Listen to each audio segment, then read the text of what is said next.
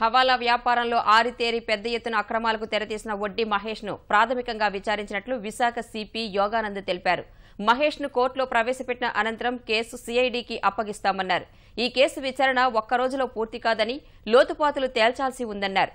CID విచారణలో అన్ని విషయాలు వెల్లడవుతాయన్న సిపి ఆధారాలు లేకుండా ఎవరిపైనా ఆరోపణలు చేయడం తగదన్నారు. మహేష్ చెప్పిన విషయాల్లో వాస్తవాలు ఉన్నాయా లేదా అన్నది తేల్చాల్సి ఉందన్నారు. బేరింగ్ వ్యాపారము తర్వాత వేరే వ్యాపారం చేసే ముగ్గురు వ్యక్తులు కూడా రైస్ కుక్కర్స్, సిగరెట్స్, ఆల్కహాల్ ఇవి అండర్ వాల్యూ చేసి సో దట్ ఇక్కడ ఇండియాలో కస్టమ్స్ డ్యూటీ అవాయిడ్ చేయడానికి ఆ విధంగా చేశారు. అక్కడ మరి ఒరిజినల్ ప్రైస్ ఆ దేశాల్లో వీళ్ళు కట్టాలి కాబట్టి దానికోసం వాళ్ళ అకౌంట్లో అక్కడ ఉంటాయి. వీళ్ళ ద్వారా ఇతని 30 అకౌంట్స్ ఏ ఉన్నాయో వీటి ద్వారా హవాలా ద్వారాను అక్కడికి ఆ అమౌంట్ పంపడం జరిగింది అనేది ప్రిలిమినరీగా ఇతను మనకి ఇంట్రాగేషన్లు చెప్పడం జరిగింది.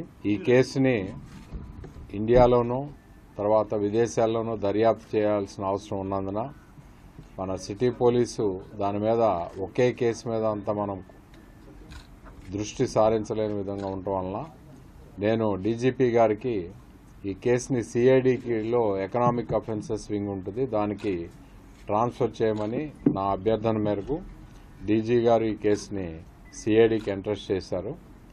ఇప్పుడు వడ్డీ మహేష్ని మేము ఈరోజు కోర్టులో హాజరుపరుస్తాము. ఆ తర్వాత దీన్ని సిఐడి వాళ్ళు ఈ కేసుని ఫర్దర్ ఇన్వెస్టిగేషన్ కోసం టేక్ ఓవర్ చేస్తారు. ఇప్పుడు వరకు మేము చేసిన లోకల్ పోలీస్ చేసిన ఇన్వెస్టిగేషన్ ప్రకారం కస్టమ్స్ డ్యూటీ అవాయిడ్ చేయడానికి ఇతను ఎవరైతే వెనక ఉన్నారో ఆ వ్యక్తులు ఇట్లా దీన్ని వాడుకున్నారనేది ఇతను చెప్పిన సమాచారం. దీన్ని ఫర్దర్ వెరిఫై చేయాల్సి ఉంది.